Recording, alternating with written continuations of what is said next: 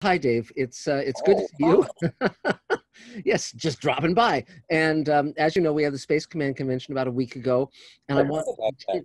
yeah, and I want to continue the How did it convention. go? It went great, and I wanted to continue the convention and introduce our Space Command fans to our actors and our key personnel, and especially to you because you're the Iron Man of Space Command. Nothing would work, nothing would happen without you. I'm even stronger than I look. Yes, and as you know, we have a Kickstarter campaign going, so people can pledge down there, or they can buy Space Command shares. It all keeps running as a well-oiled machine would if it were not oiled. So, so, so now, how did you first come into the Zigbee sphere of influence? I was trying to network and meet people, and a mutual friend of ours suggested I contact you regarding the table. Yeah. For people who don't know, the table has been running for decades now, and it's something that you and your amazing wife, Elaine, run. Yes. And it's a networking thing where people can get together and meet and discuss what they need, and things happen. Hmm. And since then, see, I made a mistake. So here's what I did. You were you shot a table read for your screenplay, Fugitive Space. Fugitive Space. Yeah. Yeah. Well, you needed somebody to edit it. I said, oh, I'm an editor, I can do that. So I put it together, and there was one spot in the table read where you left the room because you had to answer a phone call. So I realized, well, if I patch this and this, I could get you out of the shot. Yeah. Just so that it wouldn't be distracting. Hmm. And I said, here, let me show you this. And I started turning off tracks. Piece by piece, you appeared. Hmm. And then I saw something in your eyes that said, I'm not letting this guy go. Yeah, yeah, yeah. It's an interesting that on retrospect, if you had just erased me out of reality, your life would have been very, very different over the last decade or so. And whose wouldn't be? Yes. And that So, was about a decade ago. right. Now in terms of your background, I mean, you were a stand-up comedian, and now, of course, you're our editor on Space Command and a co-producer. 22 years in stand-up comedy. And towards the end, I wanted to stay in town because the road was just driving me nuts. And you weren't going to make it anywhere by being on the road. You had to be in Hollywood. Hmm. And plus, then I met this gal that I was kind of interested in and married her. And Hmm. she's sitting right over there. And she's waving. And, oh, She's a she's not jewel. waving. She's saying, don't put the camera on me. She's I, a jewel. She's so, absolutely a jewel. so I got a job in production on a TV show, a field producer, and then post-production coordinator on a local talk show. And that led to the post-production coordinator on the Keenan Ivory Wayne show, the late night talk show he had for a while on Fox. I was the first, before they cleared house, I was the first post-production coordinator on that. And then I started editing. And through no fault of my own, but here we are. That's how the careers work sometimes. Yes. And I think a lot of people out there really don't know what an editor does, and I'm learning myself. And but first of all, one thing An to editor mention, edits. yes, but it's very, That's very just different. like a doctor docs. Yes, but it's very different from the job from the beginning of the history of cinema. Because if you look at guys like Robert Wise, who edited Citizen Kane and so forth, back when we were all shooting on film, editing was you'd take a physical piece of film, you'd actually be cutting negative, and you'd work on a moviola, and you'd have, it was a nightmare to edit.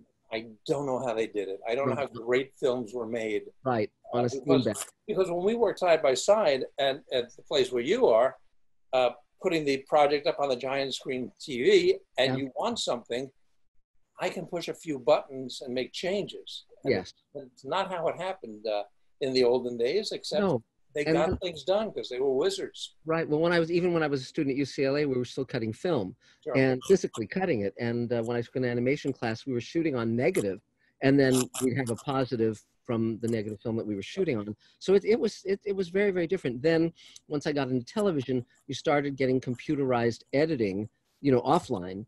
And but it was very, very expensive to have an editing suite. An Avid editing suite was hundreds of thousands of dollars. But it's what's now in the computer that either you or I are talking on. Yeah, well, it's phenomenal now because through the evolution of the editing process, now we have Premiere, we have Final Cut, 10 or whatever, God help us, and If so you forth. like. If Right, you like. Like my but grandma used to say, that's why they make chocolate and vanilla. There's something yes, for everyone. but it's phenomenal because the differences were when we were shooting on film, even when I was a producer on TV shows, it'd be a couple days before I even saw the dailies, even saw the footage that had been shot. Whereas now, of course, it's instantaneous. You can look at anything immediately because we're shooting digitally, and that's terrific, you know. And but the cool part is because we're editing on computers, as you said, you can come over when it's not a pandemic. You can come over to my place. We sit, you know, in the living room.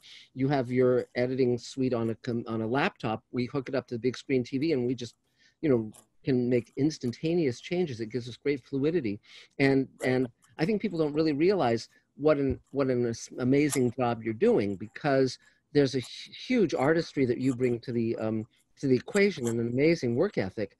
And like, for instance, just I don't know where you want to start, but if you just want to talk about some of the things you do on Space Command, just walk us through like some of the things you do. Oh, let's see. Well, today, moments before we got on this Zoom call, I was uploading some plates to Vince, one of our terrific VFX guys, and plates are single shots. So these were the shots of, in this case, Robert Picardo and Bill Mumy and Mira Furlan and Doug Jones on the Yamaha ship, which was shot on a black stage, just a black box of a stage. And initially that was going to be the set. And then of course things got a little more complex, and somebody, I can't imagine who, decided to make this a little more elaborate than it was planned or needed to be. And so Vince is doing a great job of rotoscoping, cutting out frame by frame these actors and changing the backgrounds. It's something that we had initially, I guess, was last summer, or was it the summer before then? I just know that World War II was on. We sat down and we created backgrounds for the Yamaha ship, based on material that we had on hard drives, on the files. And there are many hard drives by this point. So, and anyway, so when Vince is done, he sends me back an After Effects project. I have all the material that I've given him, so I don't need a video sent to me the way I sent one to him, but I plug it into After Effects. I call up his projects, make sure all the parts relink, and then I export those shots and I put them into the ongoing work in progress project. And with the EMA ship, the alien ship, we actually built a physical bridge that our characters take place on with these two view screens, but everything beyond that we're dropping in as elements from, you know, our design team and so forth. So like we built part of a corridor for the Paladin, but our guy Tom Cam, who's a terrific VFX guy as well, extended the corridor. So now it goes on till another 40 feet or something, and it looks great. But if we didn't have Tom or somebody like him, people don't realize how long we've been at this, you know. We've been at this for a while. It's been like 8 years. We had the Kickstarter campaign in 2012, and it took us a couple of years to actually shoot. So to build the studio. So we've been at this for a while, and look, if we had studio money, it would be done, and but we're just trying to get it to the people who are patiently waiting. Going as fast as we can with our small team. That's right. But the fun part is that there's fun. Yes. Well, but just to give our fans and our audience a view of this, every video from the Kickstarter videos to the Mr. Sci-Fi videos to the behind the scenes videos on Space Command to the works in progress, everything, you've been the editor. And so all of it goes through your system, so to speak. But it's amazing how subtle some of the effects you do are. So for instance, it might be the actor on the left of the screen, he's doing something too soon, and so you basically freeze him for a few frames so that the actress, her line comes at the right moment. There's all these incredible subtleties that no one would ever guess from watching the episode. If you notice it, I did my job wrong. Right. That's why it's supposed to look easy. Yes. It's a puzzle every time. Yes. And it's difficult to do some of the edits, but that's not the trick. Anybody can learn to do that. Right. The trick is thinking of the solution. Yes. The fun part is that you and I will sit down and something might not be working. We'll say, okay, what can we do to make this work? Or alternatively, I'll suggest something totally crazy to you. And after you kind of get over that moment of horror. Yeah, that initial shock Right. and the trembling. Well, it was really interesting because in Ripple Effect, first of all, I said we're going to do an episode during the pandemic, and that was pretty amazing. But then it was going to use all these tricks that were vital to you. So we were using green screen, and we were using all these different things to take all these actors from all across the world, basically Portugal and Saskatchewan and Atlanta and New York and here and so forth, and put them all together in this episode. And so that was quite a bag of tricks. Right, even an animatic section. Yes, that was fun. That was very fun. We got the color illustrations just a few days before we debuted, and I had a rough version of it with the black and white images, but I couldn't just swap out the pictures because the sizes of the images were different. We got full resolution color images. Great. I pulled an all-nighter on Saturday to get the thing ready for Sunday, but not the first all-nighter. Yeah, but also one thing that was really remarkable was when I knew I was going to write a scene between Doug Jones and Bob Picardo, in Ripple Effect, we have the challenge because, of course, Doug is in makeup and the headdress and all that is Dornevan, and we couldn't do that during the pandemic. And so as a result, we recorded his lines and then found shots that we'd previously shot that we could drop in the dialogue and make that scene work. And people are really amazed that Doug was never physically in that scene. I spent quite a lot of time going through the green screen footage we had of him and some of that black stage footage as well. Yeah. Trying to find shots where it looked like he was saying those words close enough. Close enough. Sometimes you have to go with this. It's not just good, it's good enough. Well, I find you halfway. So, you come 99% of the way toward me and then I give you 1%, But the point of that is, I was thinking about this the other day. We really are doing exactly what Georges Méliès did, which is he was a magician on stage and he saw that cinema could be used to make even more interesting magic tricks. And what we're doing is basically magic tricks where we're fooling the audience in any number of ways to believe the reality we're presenting. And that's pretty phenomenal. And we're making it up as we go along a lot of the time. Yes, well, but that's great because the lovely thing about Space Command is we have time. Whereas on on a TV show when it's really up and running, the speed is so blindingly fast that you have to sometimes make decisions that we don't have to make because we have the time to say, well, that's not quite working. Let's go back to the drawing board. Well, speaking of which, I don't know if you've checked your watch lately, but I'm not as young as I used to be. So let's get a move on here. Yes. Well, I mean, the lovely thing is that, more and more people are paying attention. The fact that Amazon is considering us now. And, Mark Fergus just sent me that email. I don't know if you saw it, where Mark Fergus, of course, is co-creator and showrunner of The Expanse. And he said, God, I wish we could get the bang for the buck that you get. I did see that. That's great. Yeah, I see everything. He said, Space Command looks great. Wow. And that's terrific. So we have the respect of many, many, many people in the industry. And that's good. And so, and there are 900 visual effects in the first hour and 900 visual effects in the second hour. And we've been very, very hands-on on all of it, And I love the way you say that, like it's a good thing. Yes. Well, just wait till we have 8-foot-tall creatures on the set. That's going to be an interesting journey, won't it be? So, so we'll get back to shooting as soon as we can. Yeah. Well, I'm going down to the studio today to meet with David Bartlett, as you know, to just sort of see where we are and how we're moving forward in terms of physical production, because that, everyone's discovering how this works as we go. I mean, take pictures. I'd like to join you, but I'm kind of busy. So. No, it's fine. It's fine because again, my main goal is to keep everyone safe. That and we've been able to work very effectively. I think long distance. I mean, I only saw you, I think, once or twice drop stuff off just the last week or two, but prior to that it was like 3 or 4 months when we hadn't really been physically in contact, so except for Zoom. So yeah, but we're talking every day and working on stuff every day and banging at this thing and making progress. I mean, it's pretty neat that we've got about 70% of Redemption Part 2 done. I mean, in terms of visual effects and all that, we've come a long way.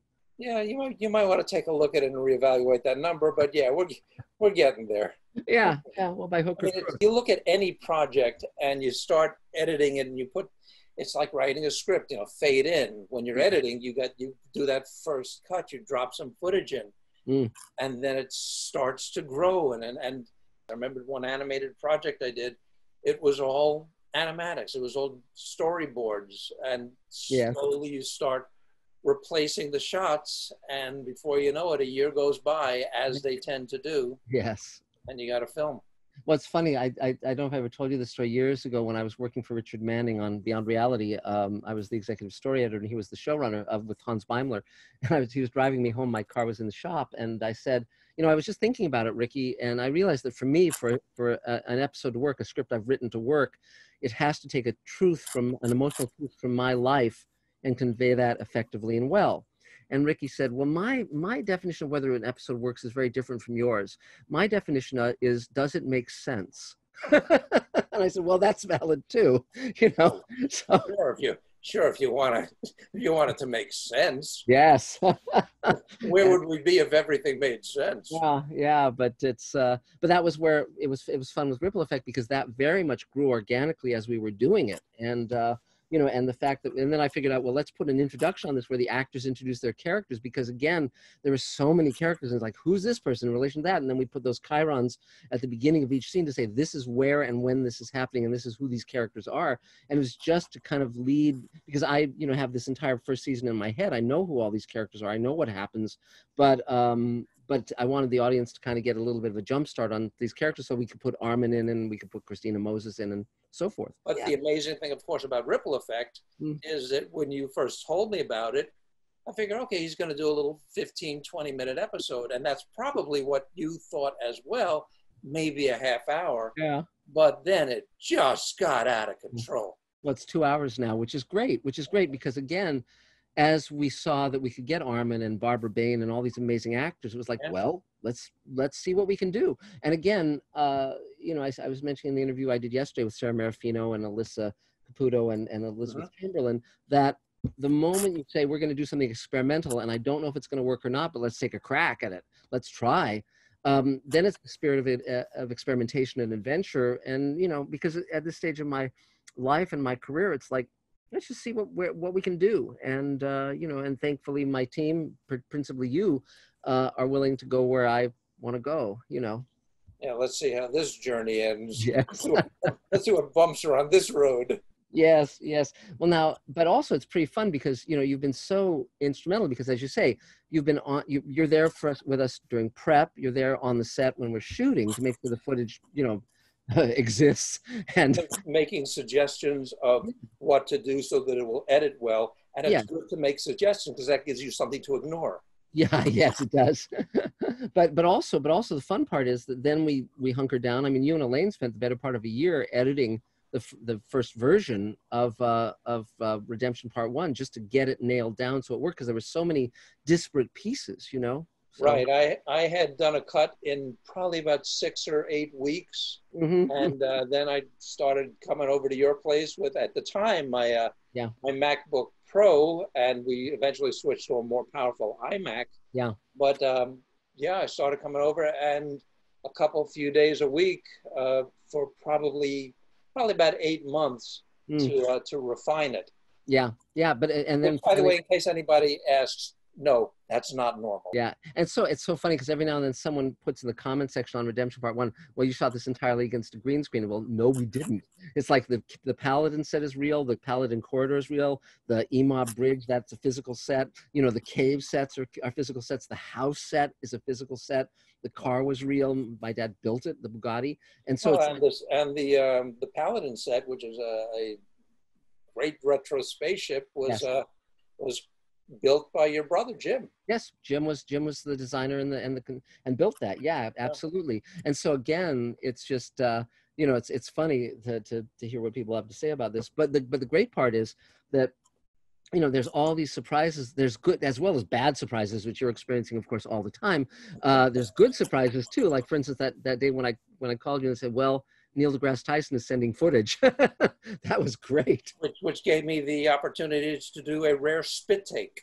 Yes. It was, you're very good at. Yes, but also you also have him put into story, and like you said, well, he looks the same, because originally he was just going to be in the audio play, but since he sent us video, I said, well, we're not going to not use that. And then you said, well, but wait a minute, he looks the same age as he does now, and this thing is set 30 years from now. So it's like, that's when I came up with, how about we have it sponsored by Eterna Youth? And then we took, you know, Thane Allison, one of our table members, who's an older man, and you morphed him into a baby. And it's like, you know, Neil deGrasse Tyson isn't just a genius, he's also a client. Brought to you by Eterna Youth, where Neil deGrasse Tyson isn't just a genius. I'm also a customer. But it's also fun because one thing that I see is that there aren't those divisions. It's like these people are very famous, they're very successful, but if they see something that's fun, they, you know, they'll sign up. I mean, they want to be part of something meaningful and something fun, and why not? You know, so that was great. You know, so I certainly reach out to people all the time to be in Space Command. So now, okay, so here we are, Dave, continuing along on this journey and on this adventure. And of course, you know, the Sweet Haven and all these other projects lie ahead. And, you know, so that's pretty interesting too. So what would you say, I mean, what can you think of, like one of your shining moments in working on this project? What would you say is like a great moment of triumph for you on working on this? Something that you did where you pulled a rabbit out of a hat or whatever? In Space Command, beginning to end? Yeah, yeah. Well, I mean, just making things work. I mean, sometimes footage just, I'll give you a recent example. When we did the young Greg Mazzy scene at the beginning of Ripple Effect, yes, there's a shot where our young actor, in a wide shot, stands next to his dog, and we were trying to tighten up the scene. And you said, well, let's cut from there to there. And I said, well, that doesn't cut, because in the wide shot, his hand is down. And when he's in the closer shot with his dog, his hand is up on the side of the dog's face. So I found some footage later in that same shot, the wide shot, where he starts to raise his hand to point, which is a piece that we removed, but I used part of the hand coming up, just isolated it. So we patched together his hand coming up to the side of the dog's face. So now the shots match. Yeah, that's great. And it's the problem solving, it's the puzzle solving that keeps me from going entirely insane. Well, there's another great shot that you did in Ripple Effect, which is in the scene with Bob Picardo and Doug Jones, because, you know, they were never physically together for us to film them. And Doug wasn't even, those weren't even pieces that we filmed for Ripple Effect. And there was a great shot that you did, because Bob Picardo says, can I see myself? And he had, in his footage, he had a mirror that he picks up, a little hand mirror. And you did a shot, a wide shot, where Doug Jones hands him the mirror. I'd like to see myself. Of course. And it was great, because it really nails the two of them together. The thing about the Doug Jones scene, since I was putting words in his mouth, or actually I was putting his mouth on words, we'd find some shots and they were close. They didn't quite make it. They didn't quite fit. So what I do in situations like that is I would find the place where it goes off, and then if he had to say the next word a little bit faster, I'd speed up the next few frames and then go back to the regular speed, or conversely slow them down. Yes. So kind of manipulating his picture to make it fit a little better. And needless to say that back in the days of editing on film, this would have all been impossible. Oh, it wouldn't have happened. Yeah.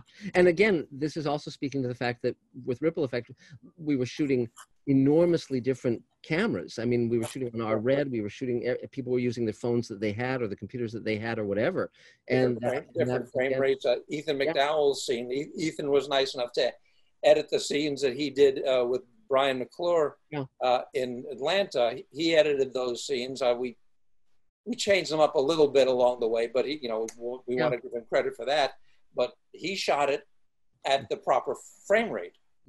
Everything else was shooting at cell phone frame rates, which were generally 30 frames a second. So we made compromises. We made it all fit. But again, it works. And, it's not just good, it's good enough. But the fun part is that, this has all been possible because our fans have given us money. They've underwritten us financially, and I'm very grateful for that. I mean, that's allowed you to stay with the project and us to have the studio and all of that. But we'll see where this goes. But we're certainly creating work that we can be proud of, and we have this wonderful family of actors and our team behind the scenes, like you and David Bartlett and so on and so forth. I mean, and of course you're not only incredibly talented as an editor, you've accomplished a miracle, which is that everyone on our team likes you. You know, so it's like that's a rare feat. I'm trying to do something about that. You know, we go on another 8 years. They're not going to like me that much. Yeah, well, it's very funny because you know, with Magic Time years ago, I was, you know, pitching the show, and my book agent said to me, "You're just going to keep pitching this until there's no one left standing." And I said, "Yes, that's because they bring more and more people into the room." You know, so so it's like that's fine. I'll just, you know, why not? You know, we're going to make Magic Time. You and I are going to be on that one too. You know, so I mean, I grumble through this thing sometimes, and we'll snipe at each other and insult each other. You know, but in the long run, most people will say, and I'll agree with them, that I've never met anybody like you. I mean, you decide on these insane things, yes, that drive other people insane, but you get them done. There is no stopping you. What was your motto, your mantra when you were shooting the Star Trek episode with George Takei? Yeah. My mantra was, "I am made of iron, and nothing will stop me." And if people haven't seen that episode, it's here on Mr. Sci-Fi. So just on the landing page, you can watch the Star Trek episode we did with Christina Moses and George Takei. We're very proud of it. I don't care who dies. She lives. Father, I can't let you do this. Someone once asked me the secret of my success, and I said, I don't give myself an out, which means that if I say I'm going to do something, I have to do it. And it doesn't matter how long it takes. It doesn't matter how hard it is. But the good part about that is if you have a reputation as someone who absolutely gets stuff to the finish line, no matter what, then people are willing to sign on because they know that you're going to get it done. It's not going to be yet another one of these unmade projects, you know, that everyone has, you know, all over the place, you know. Even if we're dragged along kicking and screaming. And Yes. sometimes we are. Yes. Well, the fun part is also because of the way we do things on a shoestring, flying by the seat of our pants, a pandemic can happen, all these different things can happen in the larger world that change the way we have to go about doing things, but that doesn't stop us. I mean, we're as busy as ever, if not more so. And, you know, because we... I was pulling 12, 16-hour days to get Ripple Effect done.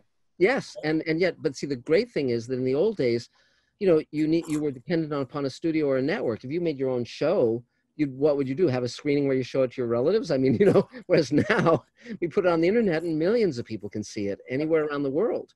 And that's phenomenal. That's just phenomenal. And you know, one time a few years ago, I got a call from a girl in Kuwait who was a fan of Space Command, you know, and you know that story where I came out of the tube in London sometime last year, and someone recognized me on the street, Mr. Sci-Fi, I love Space Command. Great, you know. So, you know, I have one more book for your bookshelf, by the way. Please, yes. You have a copy of it. I realize that. You Tell probably have the first autographed copy of my book. us all about your book.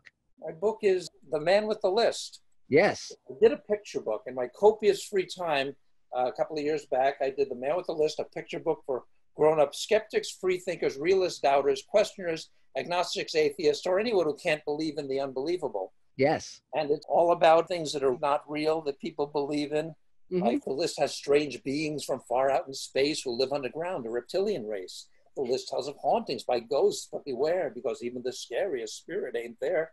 And it's available to listen to on YouTube. So if you go to YouTube and punch in Man with List picture, it'll come right up. And if you want a physical copy of it, it's on Amazon. We can post it on Mr. Sci-Fi, the animated version, which is... Oh, if that's the can of worms you want to open? Sure. Yeah, you bet. I've got the can opener. When am I ever afraid of opening cans of worms? My God, you know, so, you know, that'll be great fun. But again, you know, it's like, you know, you and I talk about this fairly often, which is you find those people who are on your wavelength.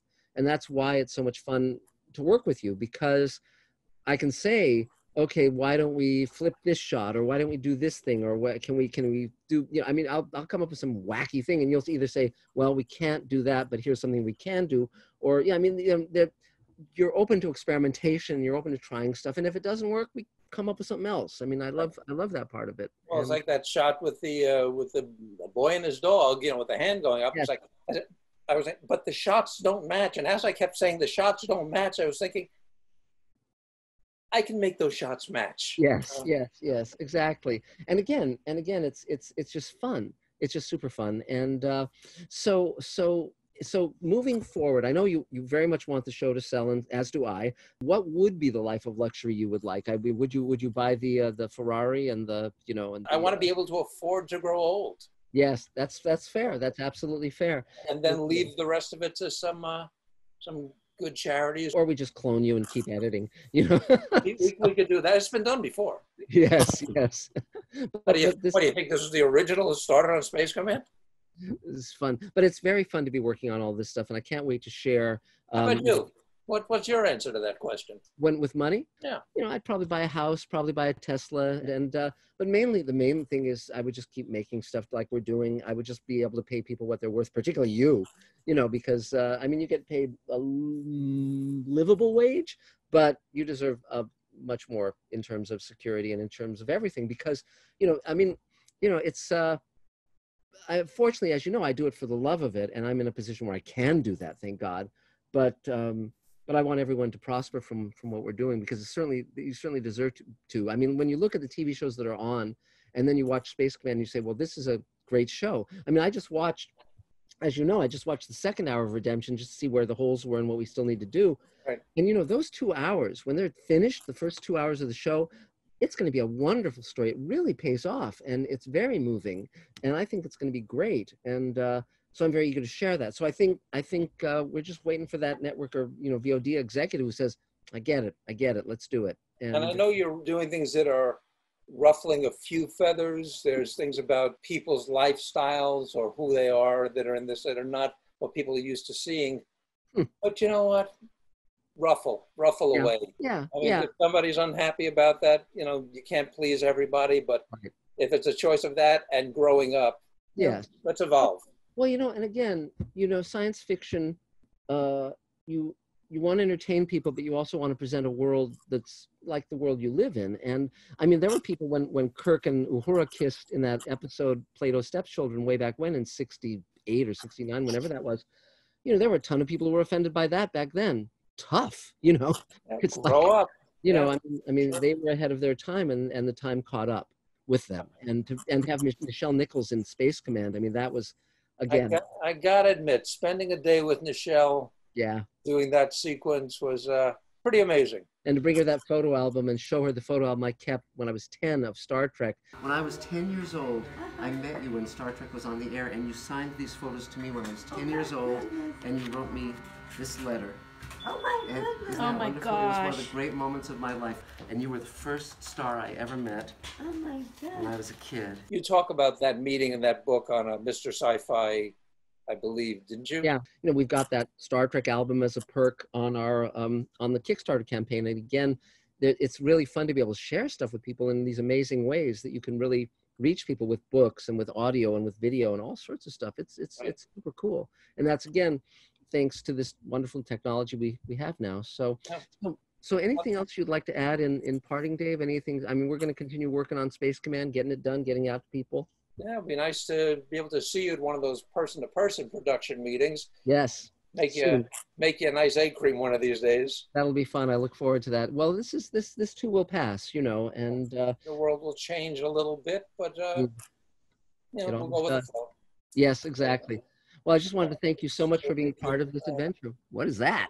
Oh, that's the Space Command remote. The Space Command remote. Just let me know when we're done, and I'll just click the button. I've got one of those as well. But thanks so much for everything, Dave. It's great working with you. I love it, and you've been such a. I mean, you're the one indispensable person. You know, it's like if you know, everyone always says to me, "Hold on to that guy," you know, and it's like you've done amazing work, and I'm very, very grateful. Well, thank you for saying, because I can use that to hold over you. Yes, you can. Yes, here I am saying it on the record. So, well, thanks so much. I'm really glad we could interview you and take this time, and you know, and we'll have more adventures, and we'll talk really soon. Okay. Thanks. Best to you and Elaine and Rudy and Eve. One little happy family. That was great. And by the way, you did a great job editing that scene with the two dogs and David Bartlett. That's one of my favorite scenes in Space Command. I love it. And so, thank you. Yeah. Well, we'll talk. All right, soon. everyone. You be well. Stay safe. Thanks so much. Take care. Bye. Bye.